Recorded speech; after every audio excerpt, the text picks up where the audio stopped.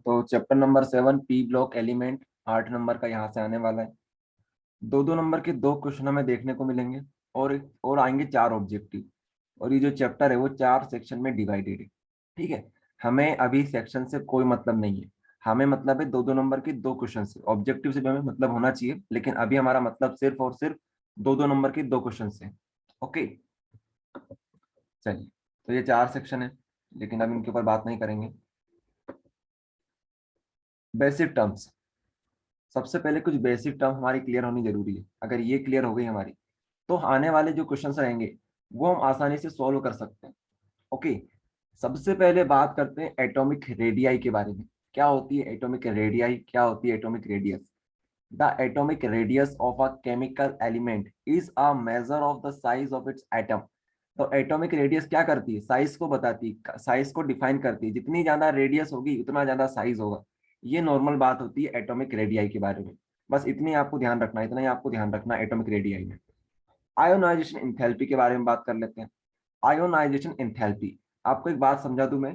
Enthalpy और energy दोनों का मतलब एक ही होता है। इंथैल्पी और एनर्जी का मतलब एक ही होता है। ओके, आयोनाइजेशन एनर्जी के बारे में हम बात करने वाले हैं। amount of energy required to remove the valence shell electron of an isolated neutral gaseous atom will absorb energy, we have to given energy to remove electron। क्या मतलब होता है इसका, समझते हैं।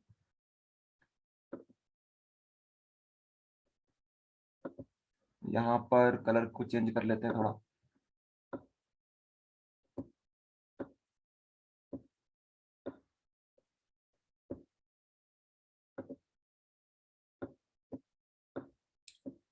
अंदर हमारे पास है न्यूक्लियस। अब यहाँ पर भी इलेक्ट्रॉन होंगे,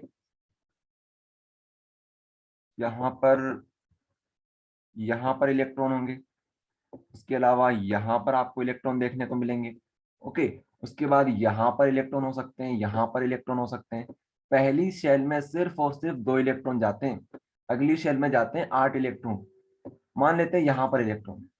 ओके, तो अगर हमें 1 इलेक्ट्रॉन निकालना है, अगर इस एटम से 1 इलेक्ट्रॉन निकालना है तो हम कैसे निकालेंगे? हम अंदर वाले इलेक्ट्रॉन को नहीं निकाल पाएंगे, पहले हमें बाहर वाले इलेक्ट्रॉन को निकालना पड़ेगा। तो अगर हमें ये वाला इलेक्ट्रॉन निकालना है, माफ कीजिएगा, इलेक्ट्रॉन निकालना है, तो कैसे निकालेंगे? हमें इस इलेक्ट्रॉन को निकालने के लिए एनर्जी देनी पड़ेगी। किसको एनर्जी देनी पड़ेगी? उस एटम को एनर्जी देनी पड़ेगी इस इलेक्ट्रॉन को निकालने के लिए।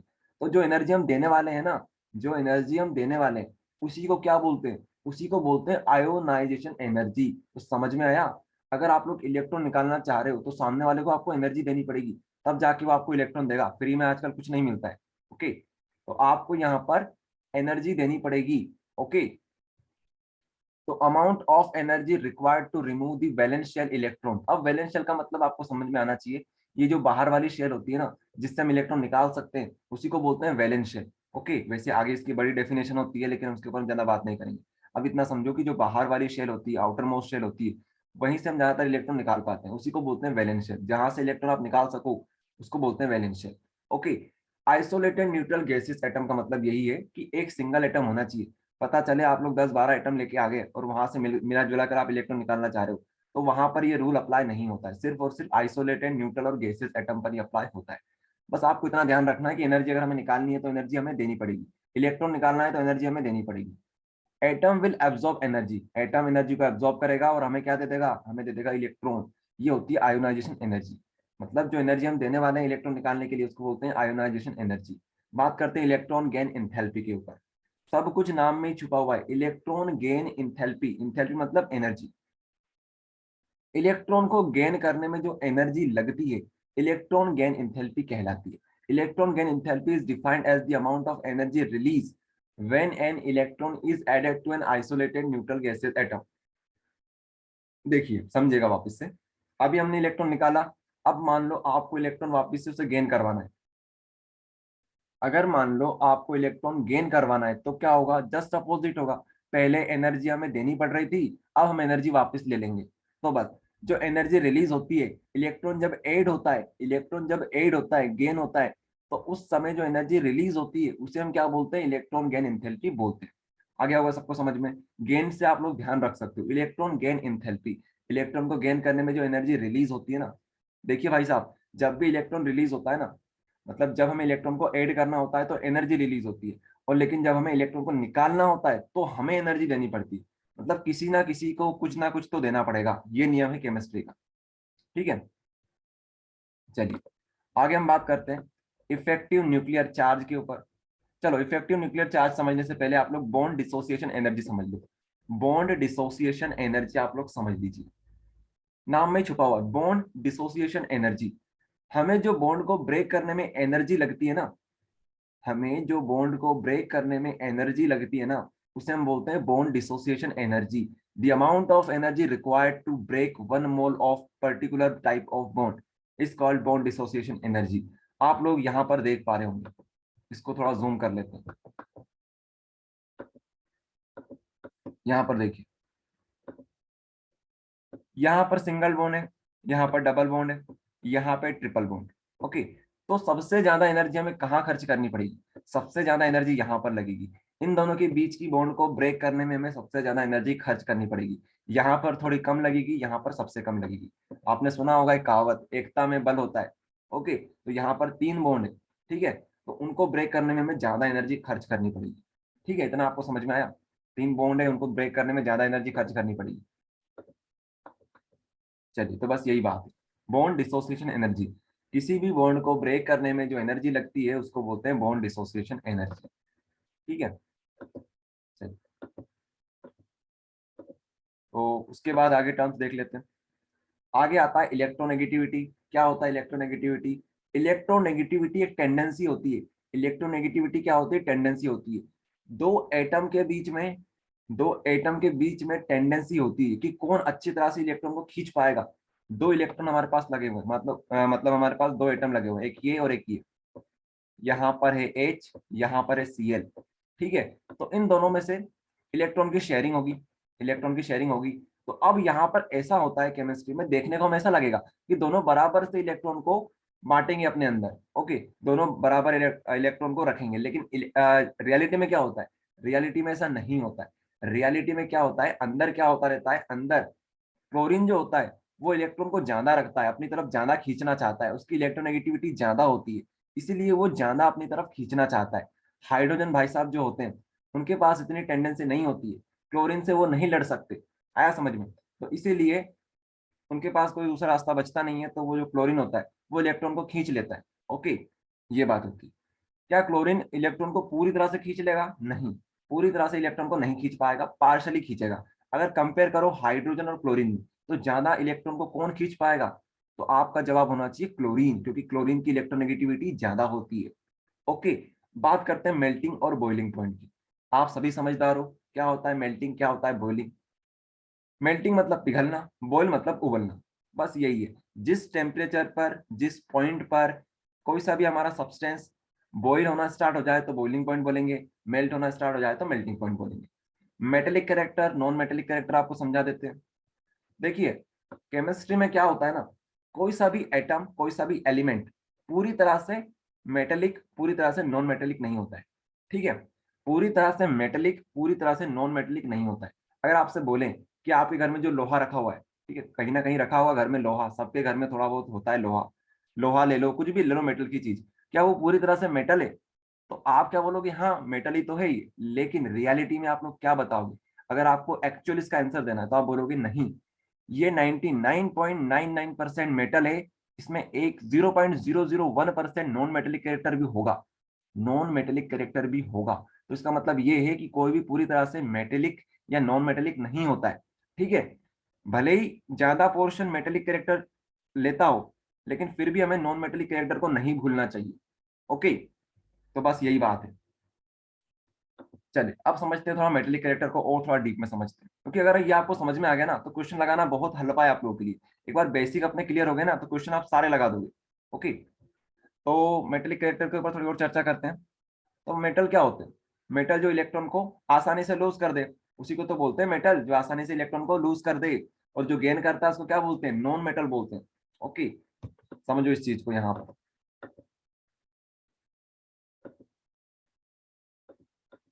ये क्या है हमारे, ये मेटल ही तो हैं, ये सारे जो आपको दिख रहे हैं यहाँ से यहाँ तक ये मेटल होते हैं। क्यों होते हैं मेटल? आपने सुना होगा Na के बारे में। Na क्या करता है, Na के पास 11 इलेक्ट्रॉन होता है। ओके, तो ये क्या करता है, Na प्लस बन सकता है। क्यों बन सकता है? क्योंकि इलेक्ट्रॉन को डोनेट करना चाहता है। सभी लोग अपना ऑक्टेट या डबलेट कंप्लीट करना चाहते हैं, सभी चाहते हैं कि हम नोबल गैस की तरह बन जाए। इसके पास 11 इलेक्ट्रॉन है। कितने इलेक्ट्रॉन है? 11 इलेक्ट्रॉन। ठीक है, तो अगर इसने एक इलेक्ट्रॉन डोनेट कर दिया तो कितना बचेगा? 10 बचेगा। और 10 किसके इलेक्ट्रॉन होते हैं? 10 होते हैं हमारे नियोन के। और नियोन क्या होती है? नोबल गैस होती है। सब लोग चाहते हैं कि हम नोबल गैस की तरह बन जाएं, सब चाहते हैं हम स्टेबल बन जाएं। ओके, तो सब चाहते हैं कि हमें हमसे कोई इलेक्ट्रॉन ले ले या दे दे। ओके, अगर बात करें ऑक्सीजन की, ऑक्सीजन के पास है 8 इलेक्ट्रॉन। कितने इलेक्ट्रॉन है? 8 इलेक्ट्रॉन। तो ये क्या चाहता है? ये चाहता है 2 इलेक्ट्रॉन को गेन करना। 2 इलेक्ट्रॉन अगर ये गेन कर लेगा तो क्या बन जाएगा? नियोन बन जाएगा। ओके, तो ये जो ऑक्सीजन क्या चाहता है? इलेक्ट्रॉन को गेन करना, तो ये हो जाएगा नॉन मेटल। और ये क्या हो जाएगा? मेटल हो जाएगा। ठीक है, चलिए तो आगे देखते हैं।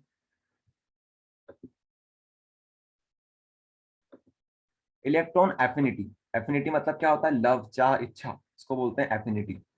तो अट्रैक्शन टुवर्ड्स इलेक्ट्रॉन, इलेक्ट्रॉन की तरफ जिसका अट्रैक्शन हो जाए उसको हम बोलते हैं इलेक्ट्रॉन एफिनिटी। ओके, ये टेंडेंसी होती है। एलोट्रॉप्स क्या होते हैं? Chemical properties and formula same but physical property different. यहाँ पर फिजिकल प्रॉपर्टी डिफरेंट होती है, बाकी केमिकल फॉर्मूला सेम होता है। केमिकल प्रॉपर्टी सेम होती है, इसको बोलते हैं एलोट्रॉप्स। आपने सुने होंगे कार्बन के बहुत सारे एलोट्रॉप्स चल रहे हैं आजकल मार्केट में। ठीक है, डायमंड हो गया, ग्रेफाइट हो गया, ये सब क्या है? ये सभी एलोट्रॉप्स ही तो हैं। चलो कैटिनेशन प्रॉपर्टी देख लेते हैं। वैसे ये कोई खास इंपॉर्टेंट नहीं है लेकिन फिर भी देख लेते हैं, सिंपल। कैटिनेशन का मतलब क्या होता है? कैटिनेशन या फिर, हाँ बोल सकते हो catenation. Catenation is the bond of atoms of the same element in a series.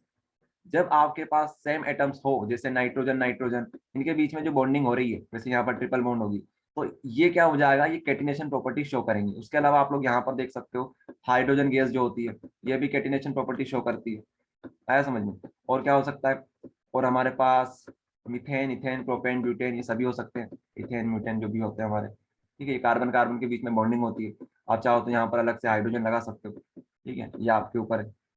यहाँ पर, यहाँ पर, यहाँ पर, कुछ इस प्रकार से। तो यहाँ पर बात होती है कैटिनेशन प्रॉपर्टी की। तो इतना आपको समझ में आया? बस इतनी सी बात आपको समझनी है। अब चलते हैं अपने कॉन्सेप्ट के ऊपर। ये जो हमने जो भी चीज पढ़ी है उसको हम अप्लाई करने वाले हैं। ये टेबल अगर आपने ध्यान रख ली तो काफी सारी चीजें आपको आसानी से समझ में आ जाएगी। सबसे पहले हम बात करते हैं एटॉमिक साइज के ऊपर। Atomic size, atomic, colour change कर लेते हैं इसका। एटॉमिक साइज या फिर एटॉमिक रेडियस बोल देते हैं, चलो साइज बोल देते हैं, समझ जाओगे साइज में आप। देखिए जो साइज होता है, एटॉमिक साइज जो होता है हमारा, वो लेफ्ट से राइट की तरफ मूव करने पे क्या होता जाता है? इंक्रीज होता जाता है। लेफ्ट से राइट की तरफ अगर आप लोग पीरियोडिक टेबल में जाओगे, मतलब कि अगर आपने लिथियम से चालू किया और कहां पर पहुंच गए? आप लोग फ्लोरीन तक पहुंच गए, तो आप क्या बोलोगे? आप ये बोलोगे कि हमारा जो साइज था एटम का वो धीरे धीरे डिक्रीज हो रहा है।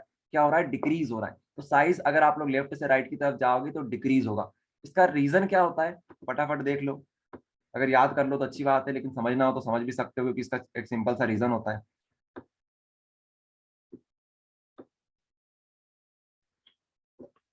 चलो इतने में काम हो जाए। तो अंदर होता है हमारा पॉजिटिव चार्ज। ओके, अब आपको पता है कि जैसे जैसे हम लेफ्ट से राइट जाएंगे इलेक्ट्रॉन की संख्या बढ़ेगी। इलेक्ट्रॉन की संख्या बढ़ेगी, इसका मतलब क्या है? इसका मतलब ये है, इलेक्ट्रॉन की संख्या बढ़ने का मतलब ये है कि पहले तो यहाँ पर इलेक्ट्रॉन होंगे पहले से ही। यहाँ पर मान लो पहले एक इलेक्ट्रॉन था।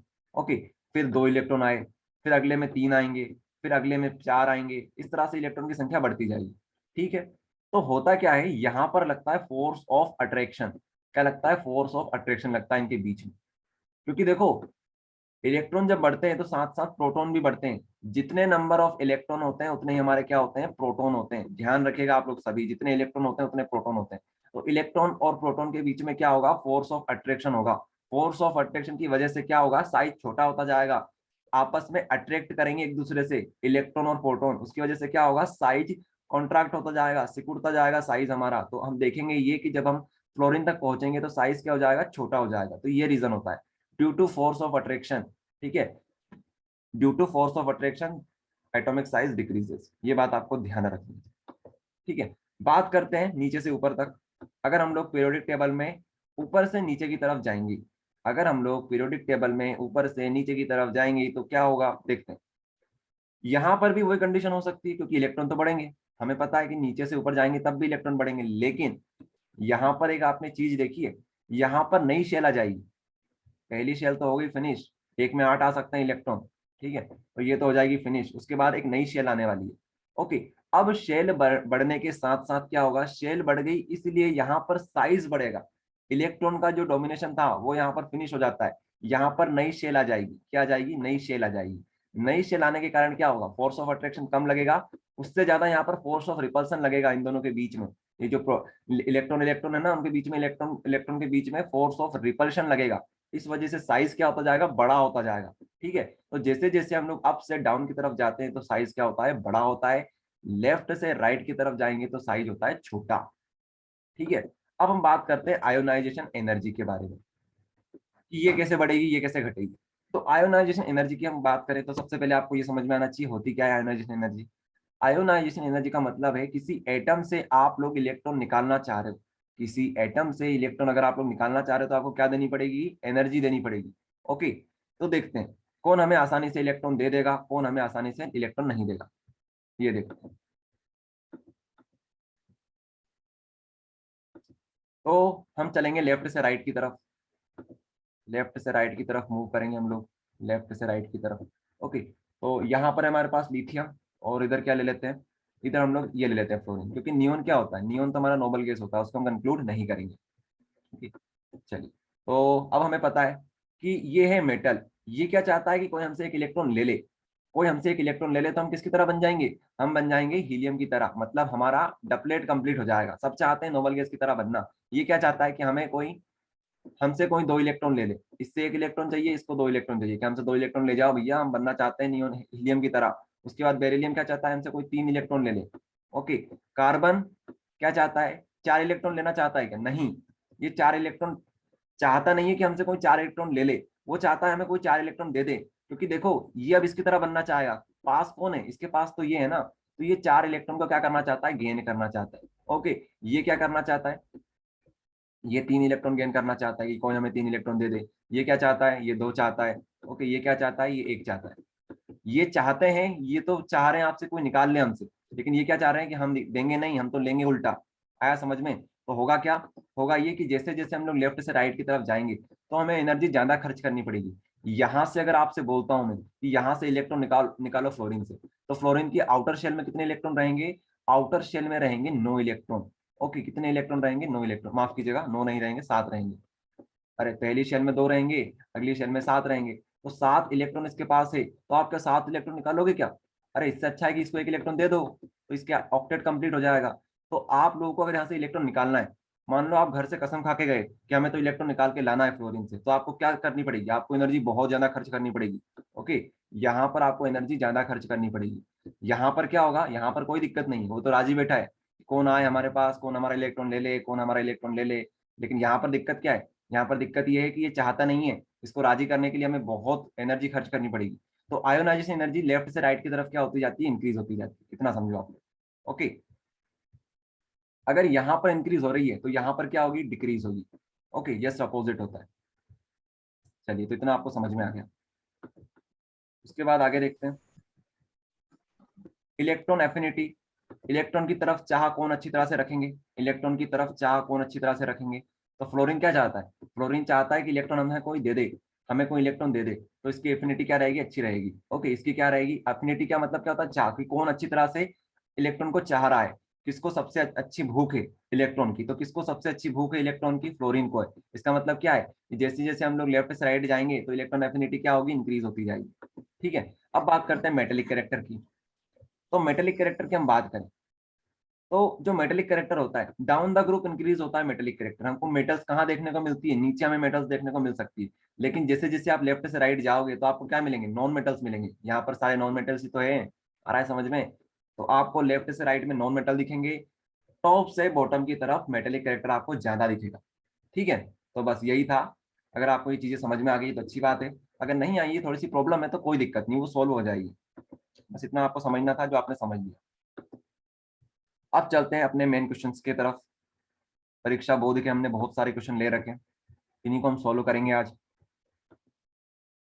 सबसे पहले इंपॉर्टेंट वाले करेंगे, ओके, जो इंपॉर्टेंट सबसे ज्यादा है उनको करेंगे पहले सॉल्व। और ऐसे क्वेश्चन भी आपको बताएंगे जो कि आते रहते हैं और उनको करना बहुत आसान है, उनका एक ही रीजन होता है, वो भी आपको बता देंगे। पहला क्वेश्चन है, why is BiH3 the strongest reducing agent among the all hydrides of group number 15 elements. आपसे ये पूछा जा रहा है जो BiH3 होता है, BiH3 कहाँ से बात कर रहे हैं ये लोग, ये बात कर रहे हैं हाइड्राइड से। हाइड्राइड कौन से ग्रुप के, 15 ग्रुप के हाइड्राइड्स, ठीक है। तो 15 ग्रुप कौन सा होता है हमारा, अरे 15 ग्रुप होता है नाइट्रोजन फैमिली। यहाँ पर इस तरह से ग्रुप बताते हैं हम लोग, यहाँ पर देखिए आप, ये आपको जो दिख रहा है ये होता है हमारा 15वां ग्रुप। ओके, यहाँ तक हम बात करते हैं। इसको याद करने के तरीका भी है, अगर किसी को याद हो तो अच्छी बात है। इसको याद कैसे करते थे हम लोग, नाइट्रोजन, नाना पाटेकर ऐश्वर्या सब बिंदास, नाना पाटेकर ऐश्वर्या सब बिंदास, इस तरह से हम इसको याद करते हैं, नाना पाटेकर ऐश्वर्या सब बिंदास। तो अभी हमें मतलब किससे, अभी इससे मतलब नहीं है, अभी हमें सिर्फ इसका मतलब है कि इनके हाइड्राइड्स हमें बनाना है। तो हाइड्राइड बनाना बहुत सिंपल है, NH3 लिखो, उसके बाद यहाँ पर क्या लिखो, PH3 लिखो, क्योंकि इनकी 3 वैलेंसी होती है।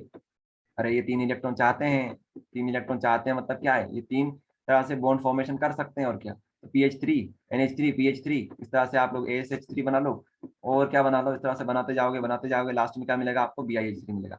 इनको मत इंक्लूड करना, ये क्या होते हैं, रेडियो एक्टिव होते हैं, इनके ऊपर बात नहीं करते अपन लोग। तो यहाँ पर मैं लिख लेता हूँ BiH3, ठीक है, यही होंगे हाइड्राइड्स और क्या।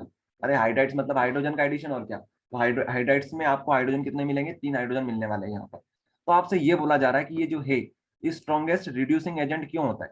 आपको मैं ये भी समझाऊंगा कि रिड्यूसिंग एजेंट क्या होता है, किस तरह से इनको सोल्व करना होता है, सबसे अच्छा तरीका क्या है इनको समझने का।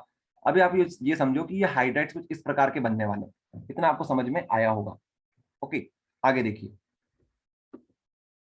इतना आपको समझ में आ गया होगा कि किस तरह से हाइड्राइड्स हमें बनाने हैं। अब आप इस क्वेश्चन को पढ़िए आप लोग, why BiH3 is the strongest reducing agent among the all the hydrides. Reducing agent का मतलब क्या होता है, अब ये समझेंगे हम लोग। रिड्यूसिंग एजेंट का मतलब क्या होता है, बहुत अच्छे तरीके से आपको समझाएंगे। अगर आप इसमें कंफ्यूज होते हो बहुत बार, तो आप आसानी से समझ जाओगे, बहुत सिंपल टर्म है ये। देखिए, आपको सबसे पहले रिडक्शन समझना होगा और ऑक्सीडेशन समझना होगा, रिडक्शन और ऑक्सीडेशन, ये टर्म्स आपको दिमाग में क्लियर होनी जरूरी है। अगर ये एक बार क्लियर हो गई तो आपको समझने में कोई ज्यादा प्रॉब्लम नहीं आएगी। ऑक्सीडेशन एंड रिडक्शन, रिडक्शन लिख लेते हैं आप, ऑक्सीडेशन एंड रिडक्शन। देखिए, होता क्या है, हमारे पास अभी हाइड्राइड्स में क्या है, हाइड्रोजन, क्या है, हाइड्रोजन है। तो हाइड्रोजन की टर्म में हम बात करेंगे। तो रिडक्शन का मतलब क्या होता है, हाइड्रोजन का एडिशन होता है। और ऑक्सीडेशन का मतलब क्या होता है, वैसे इनके 3 मतलब होते हैं, लेकिन अभी हमसे कौन से मतलब है, हमें हाइड्रोजन वाले से मतलब है। तो यहाँ पर रिमूवल ऑफ हाइड्रोजन होता है। ओके, देखिए, जब भी आपसे रिड्यूसिंग एजेंट लिखा हो, स्पेलिंग देख लो, REDUCING AGENT, रिड्यूसिंग एजेंट लिखा हो, इसका मतलब होता है खुद का हो रहा है ऑक्सीडेशन। सामने वाला रिड्यूस कर देगा, लेकिन खुद का क्या होगा, खुद का ऑक्सीडेशन होगा, जस्ट अपोजिट। मतलब खुद का ऑक्सीडेशन सामने वाले को रिडक्शन कर देगा, खुद का फायदा कर रहा है, दूसरे का नुकसान कर रहा है, ये समझ लो आप लोग। ओके, कोई भी अपना खुद का नुकसान नहीं चाहता है, खुद का तो फायदा ही चाहते हैं सब लोग, दूसरे का नुकसान चाहते हैं आज के समय में। ओके, तो रिड्यूसिंग एजेंट का मतलब क्या है, खुद का होता है ऑक्सीडेशन। खुद का होता है ऑक्सीडेशन मतलब क्या है, ऑक्सीडेशन का मतलब हम समझते हैं हाइड्रोजन का रिमूवल, हाइड्रोजन का रिमूवल, क्योंकि हम हाइड्रोजन की टर्म्स में बात करनी है, यहाँ पर हमारे पास हाइड्राइड्स दे रखे। तो हाइड्रोजन का रिमूवल कहाँ पर सबसे आसानी से हो जाएगा, सबसे आसानी से कहाँ पर हाइड्रोजन का रिमूवल हो जाएगा, अगर ये हमने बता दिया तो कहानी खत्म। और क्या, तो हमें पता है कि जैसे जैसे हम लोग टॉप से बॉटम की तरफ जाते हैं, टॉप से बॉटम की तरफ जाएंगे तो साइज क्या होता जाएगा, इंक्रीज होता जाएगा। थोड़ी देर पहले ही तो आपको बताया था, भूल गए क्या, तो साइज हमारा क्या होगा, बड़ा होता जाएगा। ठीक है, साइज हमारा क्या होगा, बड़ा हो जाएगा, ये तो आपको समझ में आ गया। अब हमें पता है कि इनसे सबसे क्या अटैच है, हाइड्रोजन अटैच है।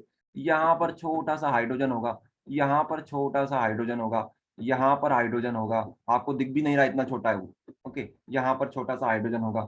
अगर आपसे बोले कि जाओ आप यहाँ से निकलो और जाओ हाइड्रोजन लेके आओ, आपको हाइड्रोजन लेके आनी है, हाइड्रोजन लेके आना है यहाँ से। ओके, हाइड्रोजन अगर आपको लेके आना है तो आप कैसे लेके आओगे, आपको ये बॉन्ड को ब्रेक करना पड़ेगा। अब बॉन्ड को ब्रेक करने में आपको क्या लगेगी, बॉन्ड डिसोसिएशन एनर्जी लगेगी। अभी आपको थोड़ी देर पहले समझाया था, बॉन्ड डिसोसिएशन एनर्जी, बॉन्ड को ब्रेक करने में जो एनर्जी लगती है उसको बोलते हैं बॉन्ड डिसोसिएशन एनर्जी। तो आपको पता है, जिसका जितना बड़ा साइज होगा, अरे जिसका जितना बड़ा साइज होगा उसको हाइड्रोजन देने में दिक्कत नहीं आएगी। ओके, क्योंकि उसका साइज बहुत बड़ा है, उसको अगर आप एक हाइड्रोजन ले भी लोगे तो कोई फर्क नहीं पड़ेगा। उसका साइज बहुत बड़ा है। ओके, तो जिसका साइज बहुत बड़ा होगा वहां से आप आसानी से हाइड्रोजन को ले सकते हो। साइज बहुत बड़ा है, आसानी से ये बॉन्ड ब्रेक हो जाएगी। लेकिन जो छोटा सा साइज है ना, वहां पर आपको बहुत दिक्कत आएगी। पहली बात तो आपको बॉन्ड ही नहीं मिलेगी। कहाँ देखोगे? माइक्रोस्कोप लेकर जाना, फिर वहां पर देखना कि बॉन्ड कहाँ पर है, बॉन्ड कहाँ पर है, हाइड्रोजन कहाँ पर लगा हुआ है। तो यहाँ पर बहुत दिक्कत आएगी आपको। लेकिन ये साइज बड़ा है, आसानी से आप लोग ये बॉन्ड को ब्रेक कर पाओगे। तो मतलब यहाँ से आसानी से हाइड्रोजन निकल जाएगा, निकल ये जाएगा। रखी बेल। अरे किसी का माइक ऑन हो जाए तो ऑफ कर लिया करो। ओके, चलिए, तो यहाँ से हाइड्रोजन निकलना बहुत आसान है, मानते हुए बात सभी? हाइड्रोजन निकलना आसान है, मतलब क्या हो सकता है? यहाँ पर ऑक्सीडेशन हो सकता है। ऑक्सीडेशन का मतलब क्या होता है? Reducing agent. आया समझ में? रिड्यूसिंग एजेंट का मतलब ऑक्सीडेशन, ऑक्सीडेशन मतलब हाइड्रोजन का रिमूवल। तो अब आप लोग क्या लिखोगे?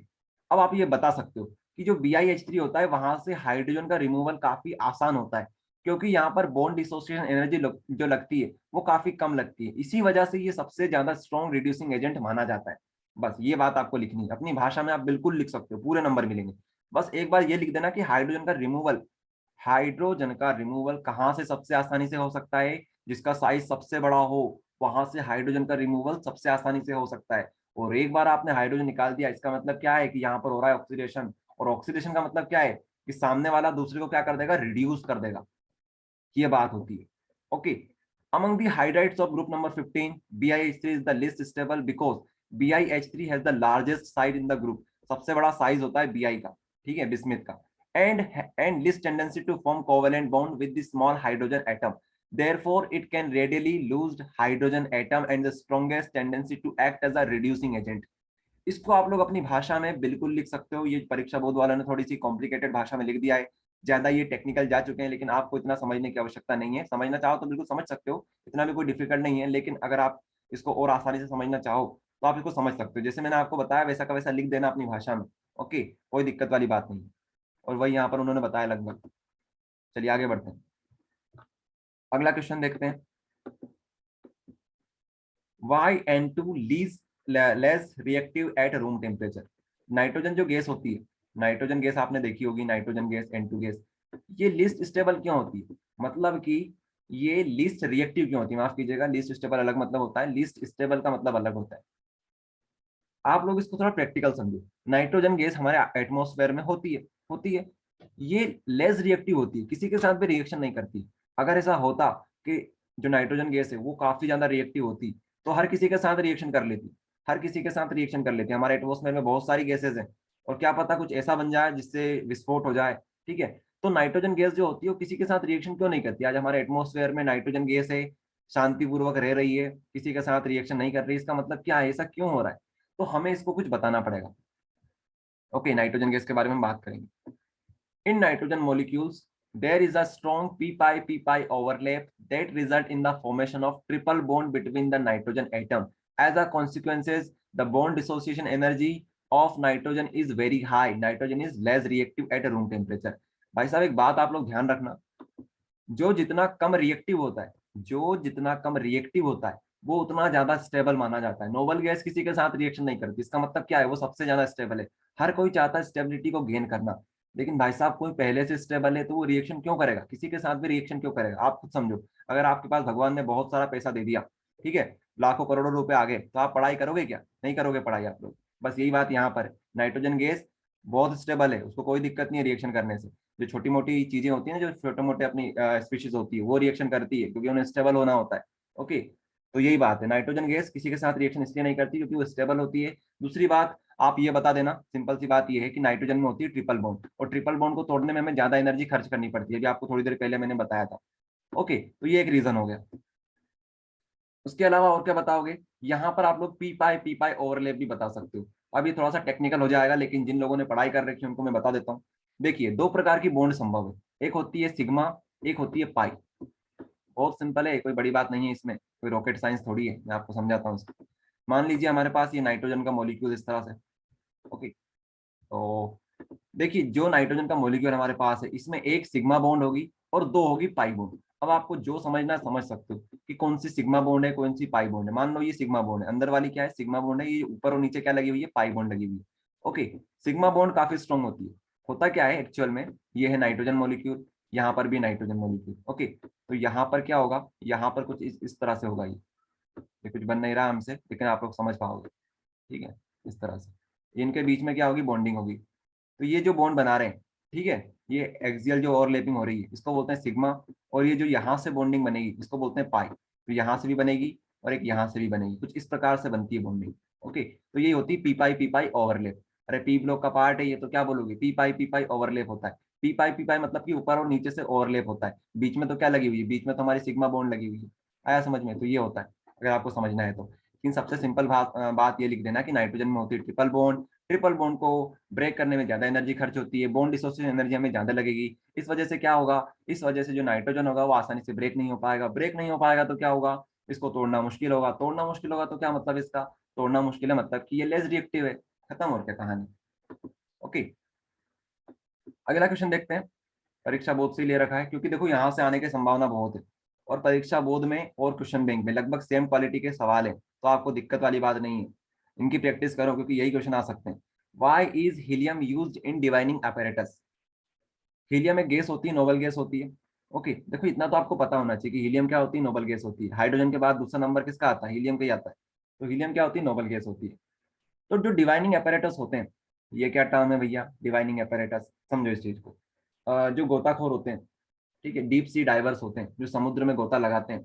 ओके, वो क्या करते हैं, हीलियम गैस को लेकर जाते हैं साथ में। उन क्या, देखो साथ में तो ऑक्सीजन लेके जाते हैं, ऑक्सीजन ले जाना जरूरी है, ऑक्सीजन लेकर जाते हैं। ओके, तो जैसे या वो डीप में जाते हैं, डीप सी में जाते हैं, समुद्र में जाते हैं, तो वहां पर क्या होता है, प्रेशर बहुत ज्यादा होता है। उस वजह से उनकी डेथ हो जाती है, डेथ भी हो सकती है। क्योंकि देखो समुद्र में प्रेशर बहुत ज्यादा है, इस वजह से क्या होगा, समुद्र में जो नाइट्रोजन गैस है उनके शरीर में धीरे धीरे करके डिजोल्व होने लगेगी। नाइट्रोजन गैस हमारे यहाँ एटमोस्फेयर में भले ही लेस रिएक्टिव हो, लेकिन समुद्र के अंदर ये बहुत ज्यादा रिएक्टिव होती है। तो इस वजह से क्या होगा, हमारे खून में ये घुलने लगेगी। उस वजह से क्या होता है, हमारे जो डीप सी डाइवर्स होते हैं, गोताखोर होते हैं, जो सरफेस पर जब आते हैं ना, तो उनके जो नसें होती है, नसें फूल जाती है। नसें फूलने की वजह से उनकी डेथ भी हो सकती है। इसको बोलते हैं बैंड, एक बीमारी होती है बैंड, जिसमें नसें हमारी फूल जाती है, मतलब बबल्स उत्पन्न हो जाते हैं हमारी नसों के ऊपर से। ओके, तो ये बीमारी उत्पन्न हो सकती है। तो इससे बचने के लिए अब क्या करते हैं वो लोग, वो हीलियम गैस को लेकर जाते हैं। हीलियम गैस क्या होती है, हीलियम गैस ऐसी होती है, आपको पता है नोबल होती है, किसी के साथ रिएक्शन इतनी आसानी से नहीं करती है। तो ऑक्सीजन में वो थोड़ी सी मात्रा में डाइल्यूट करके क्या ले जाते हैं, हीलियम गैस को ले जाते हैं। हीलियम गैस को ले जाने से क्या होता है, हीलियम गैस हमें पता है रिएक्शन किसी के साथ करेगी ही नहीं, तो नाइट्रोजन से वो बचा लेती है। ओके, नाइट्रोजन से बचा लेती है, और थोड़ी थोड़ी हमारे शरीर में घुलने लग जाती है। बहुत कम मात्रा में घुलती है हमारे ब्लड में, ऐसा नहीं बोल सकते नहीं घुलती है, घुलती है लेकिन बहुत कम मात्रा में घुलती है। लेकिन जैसे ही वो सरफेस पे आते हैं ना, वैसे की वैसी सारी हीलियम गैस रिलीज हो जाती है। ये अच्छी बात है, इसीलिए वो हीलियम गैस को साथ में लेकर जाते हैं। ओके, क्या बोल रहे हो आप लोग। हाँ, अकॉर्डिंग टू हेनरीज लॉ। आपको हेनरीज लॉ भी पढ़ने को मिलता है चैप्टर नंबर 2 में, सॉल्यूशन में आपने पढ़ा हो तो वो यही तो बताता है, हीलियम गैस के बारे में ही तो बताता है, सॉल्युबिलिटी के बारे में ही तो बताता है, प्रेशर के बारे में ही तो जानकारी देता है। तो वो यहीं से लिया गया क्वेश्चन है। ये क्वेश्चन सोल्यू अपना जो चैप्टर है हमारा सॉल्यूशन, वहां से भी पूछा जा सकता है, पी ब्लॉक से भी पूछा जा सकता है। तो यार है ना आप लोग, रीजन एक ही है, या थोड़ी कि सॉल्यूशन में अलग रीजन है, यहाँ पर अलग रीजन है, सेम रीजन है। तो helium is used as a dilute, dilute मतलब कि कम मात्रा में, of oxygen in modern diving apparatus। आज के समय जो उपकरण बन रहे हैं, डिवाइनिंग उपकरण बन रहे हैं, उन्हीं को बोलते हैं modern diving apparatus, because of its very low solubility in blood, हमारे शरीर में बहुत कम घुलती है। ओके, तो आप अपने हिसाब से लिख सकते हो, समझा दिया आपको मैंने। अगला क्वेश्चन है हमारे पास, noble gas are inert, why? Noble gas are inert due to the following reason. आपसे ये पूछा जा रहा है, बहुत इंपॉर्टेंट क्वेश्चन है, बहुत सिंपल क्वेश्चन है। नोबल गैस इनर्ट क्यों होती है, नोबल गैस किसी के साथ रिएक्शन क्यों नहीं करती, हमें ये बताना है। तो देखिए, आपको मैंने बता रखा है कि जो रिएक्शन नहीं करती इसका मतलब है वो बहुत ज्यादा स्टेबल है। ओके, जो बच्चे पढ़ाई नहीं करते, चलो छोड़ो यार, उसको तो अपन बाद में लेंगे। नोबल गैस इनर्ट क्यों होती है, इसका रीजन यही है कि वो बहुत ज्यादा स्टेबल होते हैं। ओके, बहुत ज्यादा स्टेबल होते हैं नोबल गैसेस। तो इसको हम किस तरह से बताएंगे, noble gases are inert because octet of this gas are complete, octet of this gas are complete, it is the most stable state and do not have unpaired electron। देखिए, होता क्या है ना, होता ये है कि इसका जो ऑक्टेट होता है वो कंप्लीट होता है। ऑक्टेट समझते हो, ऑक्टेट और डबलेट क्या होता है। अरे उसके पास मान लो हम किसकी बात कर रहे हैं, हीलियम नियोन की बात कर रहे हैं। नियोन में कितने इलेक्ट्रॉन होते हैं, 10 इलेक्ट्रॉन होते हैं। ओके, पहले में कितने जाएंगे, 2 जाएंगे, अगले में कितने जाएंगे, 8 जाएंगे। तो इसका जो बाहर वाला वैलेंस सेल है उसमें 8 इलेक्ट्रॉन आ चुके हैं। अब आप इलेक्ट्रॉन भरोगे, अब यहाँ पर क्या हो चुका है, यहाँ पर संख्या पूर्ण हो चुकी है, 8 इलेक्ट्रॉन यहाँ पर भरे जा चुके हैं। तो आप लोग अब नया इलेक्ट्रॉन यहाँ पर नहीं ला सकते। आ रहा है समझ में, ऑक्टेट हो गया कंप्लीट, और सभी यही चाहते हैं कि हमारा ऑक्टेट कंप्लीट हो जाए। सारी गैसेस क्या चाहती है, नोबल गैस की तरह बन जाए। ओके, तो ऑक्टेट कंप्लीट होने की वजह से, ऑक्टेट कंप्लीट होने की वजह से ये किसी के साथ रिएक्शन नहीं करती। सभी चाहते हैं हमारा ऑक्टेट कंप्लीट हो, डबलेट कंप्लीट हो। ओके, तो ऑक्टेट अगर कंप्लीट हो जाता है तो ये स्टेबल माना जाता है, और यही सबसे बड़ा रीजन है। इसको लिख के आना है आपको एग्जाम में, अगर ये क्वेश्चन आता है तो आप क्या लिखोगे, octet of this gas are completed. Okay, और क्या दे रखा है हमें, ये भी आप लोग पढ़ सकते हो। Ionization energy of noble gases are high, electronegativity and electron affinity is zero. ना तो ये इलेक्ट्रॉन को देना चाहते हैं, ना इलेक्ट्रॉन को लेना चाहते हैं। अरे क्यों लेना चाहेंगे, क्यों देना चाहेंगे, सामने वाले स्टेबल है तो कुछ लेना देना कुछ नहीं होता है। ओके, तो यहाँ पर आयोनाइजेशन एनर्जी का मतलब क्या होता है, इलेक्ट्रॉन को निकालना। बहुत मुश्किल है इलेक्ट्रॉन को निकालना, और इलेक्ट्रॉन को गेन करना भी बहुत मुश्किल है, ये बात है। तो आप सभी क्लास ज्वाइन कर लेना, 1 मिनट का समय हमारे पास, क्लास ऑटोमेटिकली एंड हो जाएगी, तो आप सभी को क्लास को ज्वाइन करना है वापस से। ओके, तो इस चैप्टर को हमें फिनिश करना है, उसके बाद डी ब्लॉक को भी उठाना है, तो आप सभी क्लास ज्वाइन कर लेना वापस से। तो 4-5 क्वेश्चन अपने निपटा दिए, बाकी और देख लेंगे।